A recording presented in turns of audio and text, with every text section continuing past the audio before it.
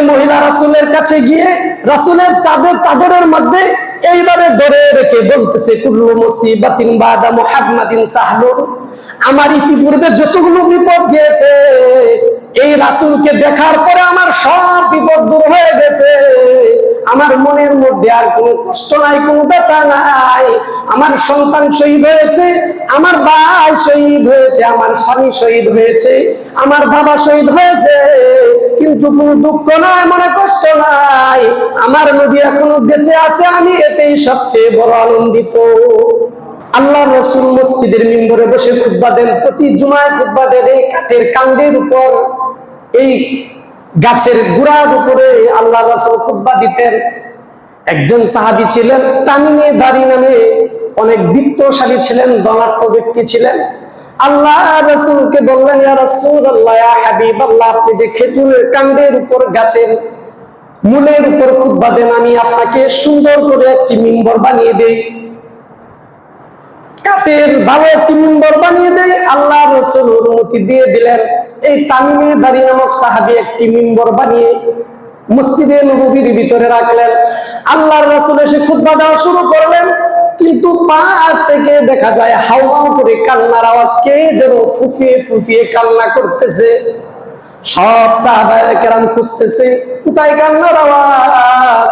মসজিদের চতুর্দিকে সাহাবীরা নজর দোলাইতেছে, আওয়াজ তো সামনের দিকে শোনা যায়। আল্লাহর রাসূল এই কাঠের এই খেজুর কাণ্ডের দিকে তাকালেন, খেজুর গাছের গোড়া বা মূলের দিকে তাকিয়ে দেখলেন আওয়াজ এদিক থেকে কান্নার আসতেছে। আল্লাহর রাসূল বুঝতে পারলেন যে খেজুর গাছের কাণ্ড আমি মুহাম্মদ রাসূলুল্লাহর মহব্বতে সে আজকে কান্না করতেছে। এইখানে আল্লাহর রাসূল গিয়ে খেজুর কাণ্ডের উপর হাত বুলিয়ে দিলেন, এইভাবে সাথে সাথে এই ফুফিয়ে ফুফিয়ে কান্নার আওয়াজটুকু বন্ধ হয়ে গেল, এবং একটা বাচ্চা যেভাবে মার কোলে আসার পরে জুড়ে একটি নিঃশ্বাস ছাড়ে, স্বস্তির নিঃশ্বাস, এমন ভাবে কাঠ থেকে একটি আনন্দের স্বস্তির নিঃশ্বাস বের হয়ে গেল। আল্লাহ রাসূল সাথে সাথে এই খেজুর কাণ্ডটাকে, খেজুর গাছের মূলটাকে নিজের সিনার সাথে জড়িয়ে ধরলেন, আর জিজ্ঞেস করলেন, খেজুর কাণ্ড, তুমি কি কারণে আজকে এভাবে ছোট্ট শিশুর মতো ফুফিয়ে ফুফিয়ে কান্না করতেছো? হাউমাউ করে কেন আজকে কাঁদতেছো? খেজুর কাণ্ড থেকে আওয়াজ আসতে শুরু করেছে। ইয়া হাবিবাল্লাহ, রাসূলুল্লাহ, আপনার মতো একজন মহান নবী আমি এই কাণ্ডের উপরে বসে প্রতিদিন জুমার খুতবা দিতেন, আমি বড় সৌভাগ্য ছিলাম, আমি অনেক শান্তিতে ছিলাম, অনেক সুখে ছিলাম, কিন্তু আজকে আপনার মিম্বরের ব্যবস্থা হওয়ার কারণে আমাকে পাশে রেখে দিলেন। এই ব্যথার কারণে, কষ্টের কারণে আপনার মহব্বতে আমি হাউমাউ করে কান্না শুরু করেছি। আল্লাহ রাসূলের মহব্বত একটা খেজুর কাণ্ডের ভিতরে কেমন ছিল যে সেও স্থির থাকতে পারতো না, সেও কান্না করতো। আবু বকর রাদিয়াল্লাহু তাআলা আনহু আল্লাহ রাসূলের এত বেশি আশিক ছিলেন। আবু বকর রাদিয়াল্লাহু তাআলা আনহু অনেক বেশি মহব্বত করতেন রাসূলকে। আল্লাহর নবী মুহাম্মদ রাসূলুল্লাহ সাল্লাল্লাহু আলাইহি ওয়াসাল্লাম একদিন বললেন, হে আবু বকর, কিছুদিন পরে আমি তোমাকে নিয়ে সফরে যাব। এই কথা শোনার পর আবু বকর রাদিয়াল্লাহু তাআলা আনহু আল্লাহর রাসূলের কাছ থেকে চলে গেলেন। এভাবে বেশ কিছুদিন যাওয়ার পরে 3 মাস সময় পরে আল্লাহর রাসূল গিয়ে আবু বকরের দরজার ভিতরে নক করলেন। এইভাবে টক টক করে আওয়াজ দিলেন। শেষ রাইতে এবং নিশি রাইতের ভিতরে আওয়াজ দেওয়ার পরে সাথে সাথে দরজাটা খুলে গেল, এবং আবু বকর রাদিয়াল্লাহু তাআলা দরজার পাশে দাঁড়িয়েছে। আল্লাহর রাসূল জিজ্ঞেস করলেন, হে আবু বকর, এই দরজার মধ্যে আওয়াজ দেওয়ার সাথে সাথে দরজাটা খুলে গেল, কি ব্যাপার, তুমি কি ঘুমাও না?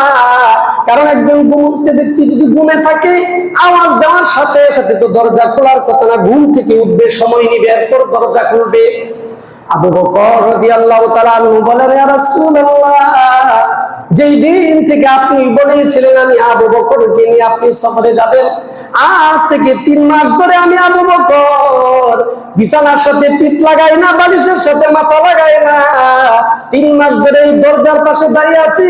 আমি আবু বকর ঘুমিয়ে থাকবো, আর বিশ্বাস দিয়েছে আমার দরজার পাশে দাঁড়িয়ে করাঘাত করবে, আমাকে ডাকবে। আমি আবু বকরের পক্ষে সম্ভব নয়।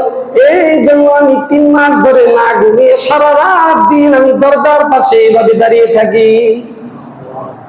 কিরকম মহব্বতটা ছিল, হ্যাঁ? বলছে না দরজার পাশে দাঁড়ায় থাকতে, কিন্তু রাসূলের মহব্বত, রাসূলের ভালোবাসা। আল্লাহ রাসূল আইসা বিশ্বনবী দরজার পাশে ডাকবো, আমি ঘুমায় থাকবো, এটা কি করে হয়? দিনে আসে না রাতে আসে, জানা নাই তো। উহুদ যুদ্ধের সময় এক সাহাবিয়ার রাসূলের প্রতি যে মহব্বত ছিল, উহুদের ময়দানে, সারা উহুদের ময়দানের ভিতরে আওয়াজ শুরু হয়ে গেল, কুতিলা মুহাম্মদ, মুহাম্মদ রাসূলুল্লাহকে শহীদ করে দেওয়া হয়েছে। এই আওয়াজ যখন চতুর্দিকে ছড়িয়ে পড়লো, সবার মুখে কুতিলা মুহাম্মদ, মুহাম্মদ সাল্লাল্লাহু আলাইহি সাল্লামকে শহীদ করে দেওয়া হয়েছে। এক সাহাবিয়া মহিলা, সে বাসা থেকে বের হয়ে গেল, সে উহুদের ময়দানের দিকে দৌড়াইতেছে। দিশাহারা মানুষের মতো উহুদের ময়দানের দিকে ছুটতেছে আর এদিক সেদিক তাকাইতেছে। হঠাৎ করে একজন সাহাবীর সাথে সাক্ষাৎ হয়ে গেল। এই মহিলা সাহাবী জিজ্ঞেস করলো, মা বানু মুহাম্মদ, মুহাম্মদ সাল্লাল্লাহু আলাইহি সাল্লামের কি খবর? ওই সাহাবী বলতেছে, আমি জানি না মুহাম্মদ সাল্লাল্লাহু আলাইহি সাল্লামের কি খবর, তবে আমি একটা খবর জানি, আমি দেখেছি তোমার গর্বের এক সন্তান সে শহীদ হয়েছে, অমুক জায়গায় তোমার সন্তানের লাশ পড়ে আছে। এই মহিলা বিচলিত হলেন না, ব্যথিত হলেন না, আবার এই সন্তানের শহীদ হওয়া লাশের কথা শুনে সামনের দিকে দৌড়াইতেছে। আইনা মুহাম্মদ, মুহাম্মদ কোথায়, মুহাম্মদ কোথায় বলতে যান উহুদের ময়দানের দিকে দৌড়াইতেছে। যাওয়ার পর ময়দানের কাছাকাছি আরেক সাহাবীর সাথে সাক্ষাৎ হয়ে গেল। জিজ্ঞেস করতেছে, মা বালু মুহাম্মদ, মুহাম্মদ সাল্লাল্লাহু আলাইহি সাল্লামের খবর জানোনি? ওই সাহাবী বলতেছে, মুহাম্মাদের খবর তো জানি না, সবাই বলতেছে মুহাম্মদ সাল্লাল্লাহু আলাইহি সাল্লাম নাকি শহীদ হয়ে গিয়েছে, তবে আমি দেখে এসেছি তোমার স্বামী ওই উহুদের ওই প্রান্তে শহীদ হয়ে তার লাশ পড়ে আছে। ওই মহিলা বিচলিত হলেন না, কান্নাও করলেন না, কষ্টে ভেঙে পড়লেন না, দৌড়াইতেছে আর বলতে চাই, মুহাম্মদ কোথায়, মুহাম্মদের সংবাদ তোমরা কেউ জানোনি? দৌড়াইতেছে, ছেলের লাশ পার হয়ে গেল, স্বামীর লাশ পার হয়ে গেল। কিছুক্ষণ পরে বলতেছে আরেক সাহাবীর সাথে দেখা হয়ে গেল। জিজ্ঞেস করতেছে, মুহাম্মদের খবর জানোনি? ওই ব্যক্তি বলে, মুহাম্মদের খবর জানি না, তবে দেখো উহুদের ওই প্রান্তে গিয়ে তোমার আপন ভাইয়ের লাশটা শহীদ হয়ে পড়ে আছে। ওই মহিলা ভাইয়ের লাশের পাশ দিয়ে দৌড়তেছে আর বলতেছে, আইনা মুহাম্মদ, মুহাম্মদ সাল্লাল্লাহু আলাইহি সাল্লামের কি খবর? আল্লাহর রাসূল কি জীবিত আছে কিনা, সুস্থ আছে কিনা? সে ভাইয়ের লাশের পাশ দিয়ে দৌড়াইতেছে। রাসূলের কাছাকাছি গিয়ে আরেকজনের সাথে সাক্ষাৎ হলো। বলছে, মুহাম্মদের খবর জানোনি? বলছে, জানি না, তবে একটা খবর জানি, ওই পাশে গিয়ে দেখো উহুদের প্রান্তে তোমার বাবার লাশ পড়ে আছে, শহীদ হয়ে তার লাশ এখানে পড়ে আছে। ওই মহিলা তার বাবার লাশের পাশ দিয়ে দৌড়াতে দৌড়াতে খুঁজতে চায় না মুহাম্মদ, মুহাম্মদের কি খবর? খুঁজতে খুঁজতে দেখা যায় এক উহুদের প্রান্তে গিয়ে দেখে যে মুহাম্মদুর রাসূলুল্লাহ সাল্লাল্লাহু আলাইহি সাল্লাম একটা গাছের নিচে বসে বিশ্রাম করতেছে। ওই মহিলা রাসূলের কাছে গিয়ে রাসূলের চাদরের মধ্যে এইভাবে ধরে রেখে বলতেছে, কুল্লু মুসিবাতিন বাদা মুহাম্মাদিন সাহলুন, আমার ইতিপূর্বে যতগুলো বিপদ গিয়েছে এই রাসূলকে দেখার পরে আমার সব বিপদ দূর হয়ে গেছে। আমার মনের মধ্যে আর কোনো কষ্ট নাই, কোনো ব্যথা নাই। আমার সন্তান শহীদ হয়েছে, আমার ভাই শহীদ হয়েছে, আমার স্বামী শহীদ হয়েছে, আমার বাবা শহীদ হয়েছে, কিন্তু কোনো দুঃখ নাই, মনে কষ্ট নাই। আমার নবী এখনো বেঁচে আছে, আমি এতেই সবচেয়ে বড় আনন্দিত। এই 4টা লাশ পার হওয়া কি পৃথিবীর কোনো মানুষের পক্ষে সম্ভব?